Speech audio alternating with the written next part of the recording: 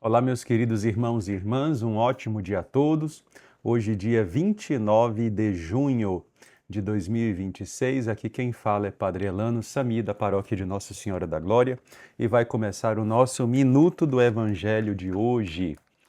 Hoje, não sei como é que vai estar aí a audiência, né? Porque por aqui tem um jogo aí acontecendo na Copa, mas a nossa missão é estar aqui. A nossa missão é falar da palavra de Deus oportuna ou inoportunamente, como diz o nosso homenageado de ontem, nosso santo mártir São Paulo. Vamos então começar Mateus 11, versículos do 18 ao 22. Mateus 8, versículos 18 ao 22. Repetindo. Vamos então tomar o texto aqui e eu confesso a vocês, cada vez mais a palavra de Deus nos surpreende e traz tanta coisa bonita para a nossa vida que eu queria agora partilhar com vocês, meus paroquianos virtuais. Eu não sei aonde essa palavra chega, não sei. Confesso a vocês que quando eu estou aqui sentado falando, eu imagino que eu estou falando somente para as pessoas aqui da paróquia. Eu tenho aqui na paróquia 45 mil paroquianos, né? Muita gente. Então eu não sei aonde essa reflexão chega, mas eu peço a Deus que leve aonde Ele quiser que ela chegue, porque eu estou aqui a serviço dele, a serviço da igreja. Então, se você puder fazer a caridade, diga de onde você escuta, não é? De qual bairro aqui de Fortaleza, ou de qual cidade aqui do Ceará, ou de qual cidade ou estado de outras localidades que eu não conheça ainda, tá bom? E eu te agradeço por você me ouvir, porque é muito bom a gente evangelizar e ser ouvido. Vamos então começar, senão a gente vai ficar aqui nas amenidades e nas questões de relacionamento. Vamos então começar. Primeira coisa, meus irmãos, Jesus Cristo vai começar este evangelho vendo a multidão. Os olhos de Jesus estão sobre a multidão, estão sobre as pessoas, os povos. E esses povos aqui vão de novo voltar sendo chamados de aves. Quando Jesus fala das aves que têm seus ninhos, ele está falando dos povos, as multidões. São como aves, né? Não sei se você já viu aquela revoada de aves, né? Ali os judeus costumavam associar essas aves com os povos, com as nações. Então Jesus viu uma multidão, uma revoada de pessoas, né? E essa multidão estava ao redor dele, peri, né? Estavam em volta dele. Essa palavra aqui, peri, ela é muito importante porque ela significa que a multidão estava ao redor, mas não estava voltada para ele. Uma coisa é estar ao redor. Vou dar um exemplo. Aqui eu estou diante da minha mesa. Tem vários objetos, mas nem todos estão voltados para mim. Aqui também Jesus tem um monte de passarinho ao redor dele, mas eles não estão voltados para ele. Essas multidões não são ainda discípulos. Isso aqui é muito importante, não é? A multidão não é ainda de discípulo, de talmidim. O que é talmidim? A talmidim é aquele que está debaixo da poeira do mestre, é aquele que caminha atrás do mestre. Discípulo é uma palavra grega para aquele que estuda, para aquele que aprende. Em português é ainda pior, aluno, né? É uma expressão etimologicamente ainda mais pobre, né? Ainda mais rebaixada. Mas talmidim é muito bonito. É aquele que está abaixo do mestre, não está acima, está abaixo, né? O talmidim está abaixo. E é aquele que caminha nas pegadas do mestre, por isso que está na poeira, né? Quando o mestre, o rabi, ele caminha, o que está atrás vai pegando a experiência, né? A poeira. Enfim, Jesus então dá uma ordem. Eu achei interessante a explicação aqui do nosso irmão Carter, Warren Carter. Ele diz o seguinte: essa ordem tem dois significados. Eu vou dar os dois que eu achei os dois maravilhosos. Primeiro, ele dá ordem às multidões para que as multidões se tornem seus discípulos. Então ele ordenou a multidão para partir para o outro lado. Ordenou a multidão. Segunda explicação, ele ordenou aos discípulos que preparassem uma embarcação. De um modo ou de outro, as duas explicações são lindas. Por que o Senhor está ordenando a multidão? Vocês lembram quando Deus criou todas as coisas? Deus não descansou durante os 6 dias. Deus só descansou no 7º dia. E essa explicação, que é uma explicação de rabinos, muitas pessoas não dão, eu vou dar a vocês. Por que o Senhor só descansou no 7º dia? O que aconteceu no 6º dia que fez Deus descansar no 7º? Foi a criação de Adão e Eva. Então Deus esperava Adão e Eva para descansar neles. Deus só descansou neles quando os viu. Isso é lindo, não é? A outra questão, né? Então, por isso, Jesus está ordenando, porque Jesus quer repousar no homem. Mas Jesus está percebendo que o homem não oferece descanso para Deus. O homem não está no ordenamento de Deus. Por isso, meus irmãos, que Jesus, nos outros versículos, vai dizer: o Filho do Homem não tem onde reclinar a cabeça. Eu vim para viver um Shabat com vocês. Inclusive, tinha uma doutrina na época de Jesus que era a doutrina do Shabat eterno, de que Deus daria, não é, 1000 anos de paz, seria o Shabat eterno. Aí o Senhor diz: eu vim, mas eu não encontrei o Shabat. Eu não encontrei a humanidade preparada. Triste isso, né? Segundo, preparar o barco. Eu ordeno que vocês, meus discípulos, preparem o barco. O que significa preparar o barco? Nós temos aqui o que eu chamo de linguagem arquetípica. Não nessa questão esotérica, tá bom? Não sou esotérico. Mas eu gosto muito da linguagem que expressa as ideias com clareza. Nós temos duas profissões: jardineiro e pastor. Não é? Adão, jardineiro e pastor. Caim e Abel, jardineiro e pastor. Só que Jesus Cristo vai nos pedir outra missão, outra profissão. Jesus vai dizer: jardineiro é para si, pastor é para a família. E quem vai cuidar das multidões? Quem vai evangelizar as aves? Quem vai evangelizar os povos? Aí Jesus diz: eu quero que vocês sejam pescadores. Jesus mandou preparar o barco. O que é barco na Bíblia? Barco é a estrutura de madeira, e madeira também tem a ver com altar, a estrutura de madeira que não permite que afundemos na água, a estrutura de madeira que nos conduz em meio à água. A água, o mar, representa toda a inconstância deste mundo. Então, o que a gente vai usar para atravessar o mar? Nós vamos usar a fé no Senhor e vamos usar o barco. O barco representa a igreja. Inclusive, as igrejas da Contra-Reforma, as igrejas do período do Concílio de Trento, elas são feitas para se assemelhar a um barco. Então é muito interessante isso, não é? A gente entender tão bem que Jesus está dizendo: eu preciso que vocês preparem o barco. Eu preciso que vocês evangelizem no meio do mundo que é inconstante, relativista, pessimista, depressivo, angustiado, o mundo que está colapsado. É nas águas desse mar que eu quero que vocês preparem o barco. Estruturem a evangelização. Estruturem a evangelização. A outra coisa que a gente precisa saber: Jesus está numa região que é a região da Síria já. Essa Decápole aqui que Jesus está vivendo, que era a região da Galaunítide, significa, não é, uma região já síria. E ali Jesus Cristo está no meio dessa confusão. Ele então, nesta multidão diz: estruturem a missão de vocês. Estruturem a evangelização. É hora de entrar nos barcos. Então, repetindo a primeira ideia, já estou quase acabando o tempo aqui. Jesus Cristo viu a multidão, porque os olhos de Deus estão sobre nós e seu braço não é curto, graças a Deus.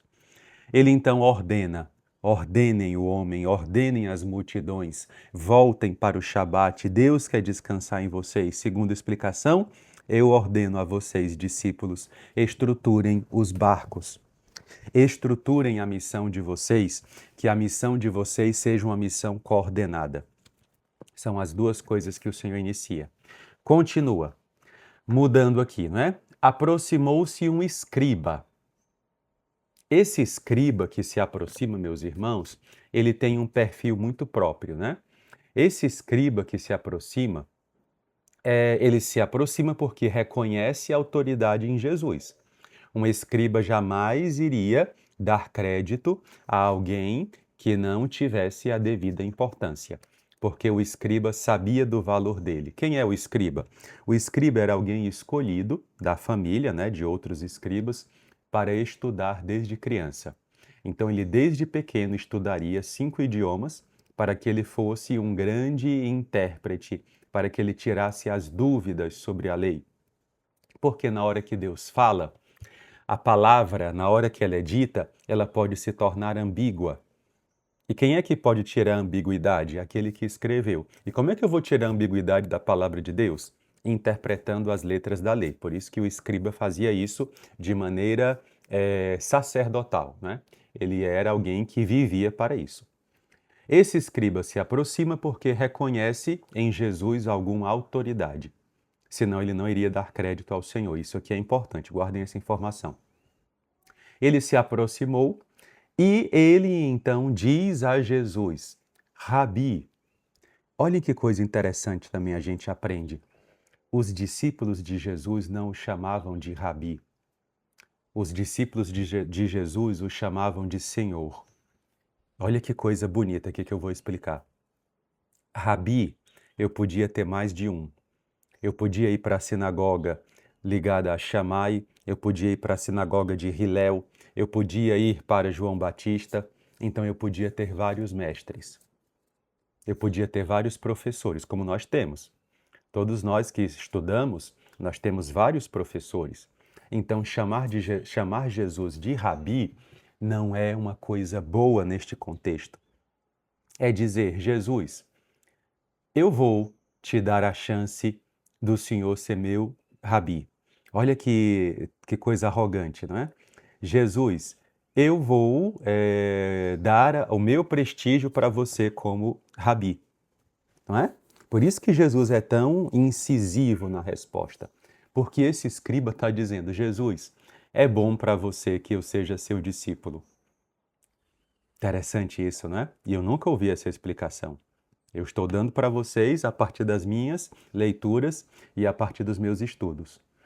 Ele se aproxima porque vê em Jesus Cristo uma autoridade, mas não de Senhor.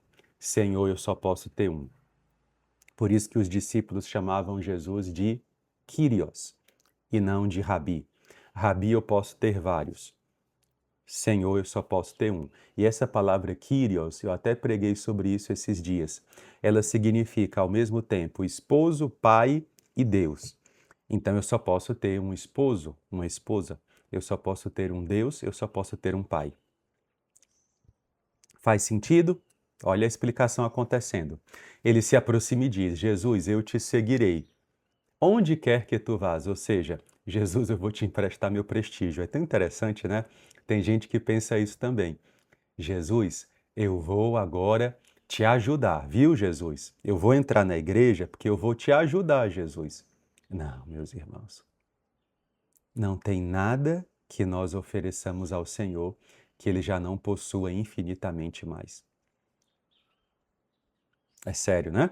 Aí ele diz: eu te seguirei onde quer que vás. Isso, meus irmãos, também trai um pouquinho a tradição, porque a tradição era que os rabinos, os mestres, e a gente vê isso na escola aristotélica, eles é que escolhiam os seus discípulos. Aí ele diz, né? Um escriba diz: mestre, eu seguirei a ti, aonde fores. Ele não é apenas rabi, ele é Kyrios, Senhor. Os discípulos verdadeiros chamavam Jesus de Senhor e não apenas de Rabi. Aqui, meus irmãos, este homem está, na verdade, manifestando que ele não quer ter Jesus apenas como único Senhor, que ele tinha dúvidas. Ele se achou muito bom para ser discípulo de Jesus. E um talmidim poderia ter até 2 ou mais rabinos, mas Senhor só um. Aqui vai de encontro, inclusive, ao mandamento, né? Amarás o Senhor teu Deus de todo o teu coração. Ouve, Israel. Jesus, então, rejeita o escriba. Jesus o rejeita por quê? Para deixar claro, eu não tenho dívidas com você. É você que tem dívidas com meu pai? Não é assim? Não é dessa maneira? Dessa maneira, o escriba estava tentando usurpar a autoridade de Jesus. Era ele que tinha que escolher. E interessante que os 12 foram escolhidos por Jesus. Jesus escolheu um a um. Qual vai ser a resposta do Senhor? Olhem a pancada que Jesus vem agora. Contudo, ele diz: as raposas covas têm, e as aves do céu ninhos têm. Quem são as raposas? As raposas representam as pessoas inteligentes, representam as pessoas astutas. As raposas que têm as suas covas, as suas tocas, para gerações de raposas. Segurança, não é? O que a corte de Herodes procurava se aliando a Herodes? O que os judeus procuravam se aliando a Pilatos? O que as pessoas procuravam matando João Batista? O que esses homens todos aqui, Anás, Caifás, o Sinédrio, Pilatos, Herodes, o que essa corja toda queria? Segurança. Por que as pessoas traem umas às outras? Em busca de falsas seguranças. Por que as pessoas mentem umas para as outras? Em busca de falsas seguranças. Por isso que Jesus vai dizer: você quer ser uma raposa, meu filho? Você quer ser uma raposa? As raposas têm seguranças aqui, neste mundo, e elas defendem as tocas delas, assim como a corte de Herodes, assim como os outros judeus que você conhece também vivem. É assim que você quer viver, como uma raposa? Deixa eu explicar melhor isso aqui.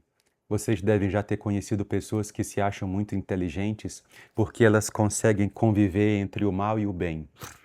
Há pessoas que se acham muito astutas porque elas conseguem enganar a todos. E com todo respeito, nós brasileiros temos que ouvir muito essa palavra. O brasileiro costuma dizer que uma das vantagens de ser brasileiro é ter essa malandragem, não é? Isso é ser raposa. Eu não quero ser raposa. Não quero. Não quero ser raposa. Porque no final as raposas perderam tudo. As raposas têm tocas. As aves do céu têm ninhos. Aqui já é outra coisa. As aves, né, são pequenos seres que representam os povos, como eu falei, e também representam a nossa vida interior. Diferente da raposa, que tem só uma toca, as aves do céu, elas possuem, na verdade, ninhos que são ocupados por uma temporada e depois são abandonados. Interessante essa explicação, né? As aves representam os pagãos, as multidões. As raposas representam a corte e as pessoas astutas que se dão bem sempre, que tentam enganar a todos.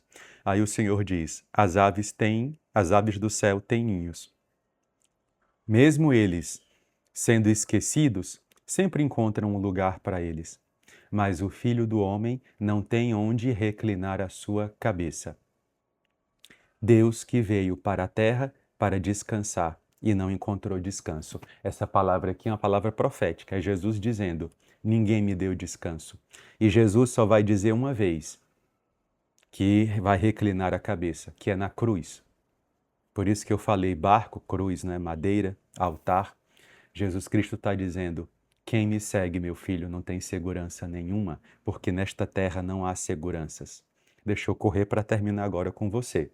Se você não conseguiu ouvir tudo, nas redes sociais eu devo postar por completo, porque no WhatsApp não tem como mandar o vídeo inteiro. Eu não tenho onde reclinar a cabeça, eu vou reclinar a minha cabeça na cruz.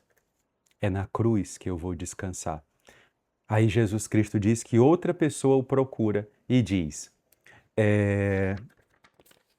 Senhor, permite primeiro a mim ir sepultar o meu pai. Permite primeiro a mim ir sepultar o meu pai.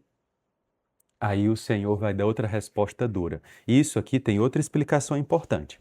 Muitas pessoas acham que esse pai está morto no caixão e ele só tem que enterrar. Não, o que ele está pedindo? Me deixe, Senhor, primeiro esperar meu pai morrer. Depois que meu pai morrer, aí eu vou te seguir. E aqui nós temos uma tradição rabínica que é muito importante. Honrar pai e mãe é maior do que amar a Deus? Não. Jesus está confirmando isso. E ele está dizendo aqui: você vai, sim, cuidar do seu pai, mas a missão é mais urgente. E aqui eu vou lembrar 3 episódios. Nós temos Elias, que quando chama Eliseu, permite que ele apenas vá despedir-se dos pais, Jesus nem isso permitiu. E nós temos Deus que não permitiu que Ezequiel fizesse o shivá, o luto, né, sentasse o shivá no luto pela sua esposa que morreu. A missão é urgente. A missão deve ser a nossa maior prioridade. Deixa que os mortos enterrem seus mortos. Vou terminar aqui. A morte literal, quem se preocupa com este mundo vai cuidar das coisas deste mundo. Morte, morte, né? Necros. E morte espiritual. Quem não tem uma alma desperta não vai se preocupar com as coisas de Deus. É assim que o Senhor fala para os seus discípulos. Deus só descansou quando criou o homem. Últimas referências aqui. Vamos passar dos 21 minutos aqui. Muita coisa, né, meus filhos? Vamos lá. Meu mestre e meu Senhor. Jesus Cristo é o Filho do homem, preparado para ser o homem ideal, e precisamos estar preocupados com a vida espiritual, não com as outras coisas. Quais são as nossas preocupações? Peçamos a Jesus Cristo que nós sejamos seus discípulos e sigamos essa ordem que Ele dá. Preparemos os barcos, preparemos a nossa vida. Entenderam tudo? O Evangelho como ele é. Agora é sua vez, curta, comente, compartilhe. Amanhã eu volto e amanhã teremos, na terça-feira, adoração ao Santíssimo, Paróquia da Glória. Até lá, se Deus quiser, rezem por nós. Tchau, tchau.